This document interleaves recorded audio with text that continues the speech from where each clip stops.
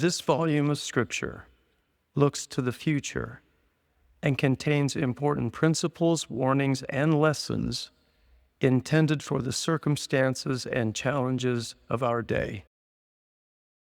Nephi has seen records come forth, truth restored, stumbling blocks removed, the Lamb reaching after scattered people. But now the vision becomes personal. The question is no longer only, what will God do? It becomes, what will people choose? The angel says, if the Gentiles hearken unto the Lamb of God, if they do not harden their hearts, they will be numbered among the house of Israel, not outsiders, not strangers, gathered, adopted, brought into covenant. This is the mercy of Christ. He does not only find the already righteous, he gathers the willing, those who hear, those who turn, those who soften. The Lamb makes strangers into covenant family. The angel says the Gentiles can become a blessing to Nephi's father's seed. They can carry truth back. They can help restore knowledge. They can be part of healing what history has wounded. When Christ gathers, he also sends. Then the angel speaks of a great and marvelous work. Not small, not temporary, not human invention. A work prepared by the Father. A work centered in the Lamb. A work that invites the whole earth to come out of darkness. For those who receive it, this work leads to peace, life eternal, deliverance. Not just more knowledge, not just more religion. Christ offers rest to souls who have been wandering in mist. But the angel also warns, some will harden their hearts. They will reject plain truth, reject mercy, reject the Lamb. And the same light that could save them will reveal what they refused to become. The angel says the great and abominable church will fall into the pit it dug. That is the pattern of pride. It builds traps for others, then becomes trapped by its own darkness. Anything built against the Lamb cannot stand forever.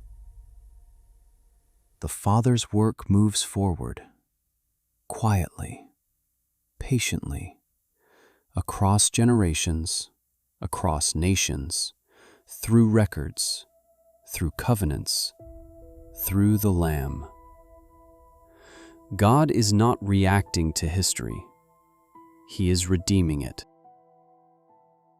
Then the angel makes it plain. There are only two churches, the church of the Lamb of God and the church of the devil. Not every division people invent, not every label humans wear, but two spiritual directions, toward Christ or against him. Nephi sees the church of the Lamb. Its numbers are few. Its presence is scattered.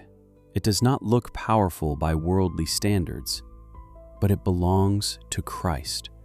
And that changes everything. The Lamb's people may be few, but they are not forsaken.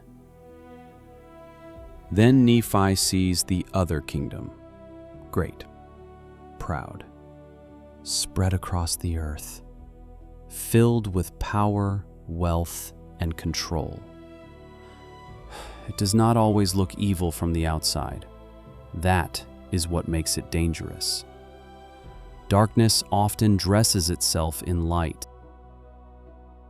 The great and abominable gathers multitudes, nations, crowds, voices, pressure. The world can make pride feel normal. It can make rebellion feel intelligent. It can make discipleship feel small. But heaven does not measure truth by numbers. Nephi sees the world gather to fight against the Lamb of God, not only against believers, against him. Every attack on truth, every hatred of holiness, every attempt to silence covenant light is really resistance to the Lamb. Then Nephi sees something beautiful.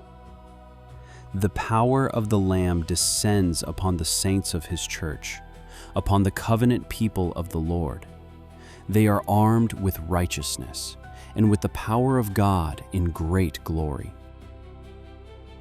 This is not the power the world understands.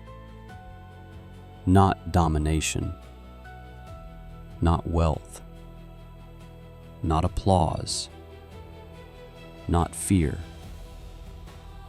The Lamb arms his people differently, with righteousness, with covenant courage, with glory the world cannot manufacture. Then Nephi sees the wrath of God poured out upon the great and abominable church. The world's power begins to break.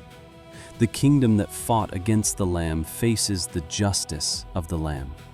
Mercy warns, but pride that refuses mercy eventually meets judgment. Nephi sees wars, rumors of wars, trouble among nations. The earth groans under the weight of pride. When people reject the Lamb, peace collapses first inside the heart, then among peoples. The angel calls it the mother of abominations, the source of spiritual corruption, the great enemy of the Lamb. It promised power, it promised glory, it promised the world, but everything it built begins to fall. The angel says, "This is the beginning of the work of the Father, the preparation of the way, the fulfilling of his covenants. The Lamb will not lose his people.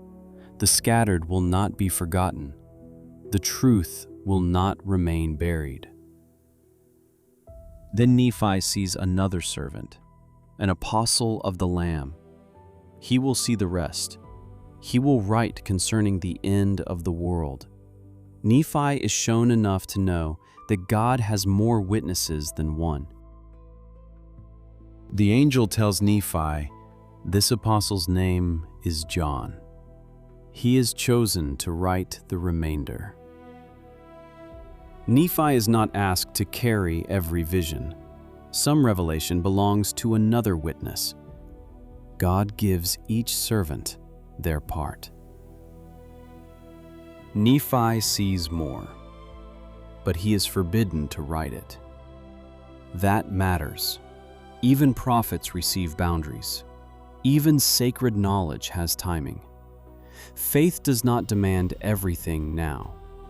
Sometimes obedience means honoring what God chooses not to reveal yet. And with that, Nephi's vision closes. He has seen Christ, the tree, the cross, his descendants, the Gentiles, the restoration of truth, the final conflict between the Lamb and the kingdoms of the world. Read 1 Nephi chapter 14, not as distant prophecy only. Read it as a choice. Will you hearken? Will you soften? Will you come to the Lamb? There are only two directions in the end, toward Christ or away from him. And the Lamb is still gathering everyone willing to come.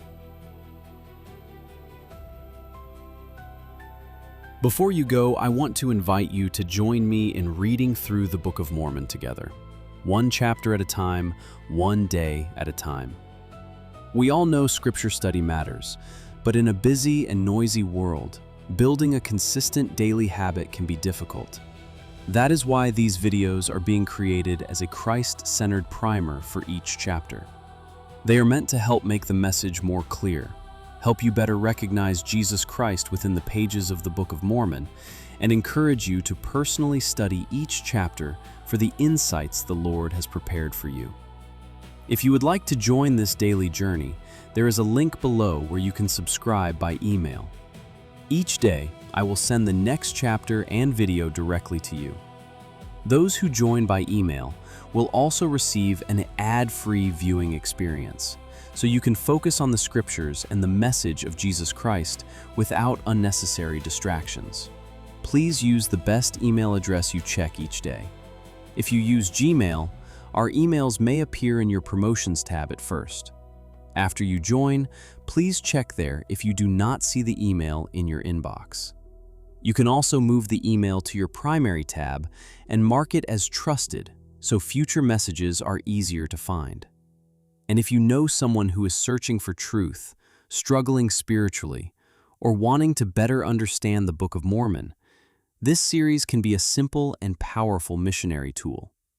It can help introduce them to the Book of Mormon and show them that Jesus Christ can be found on every page.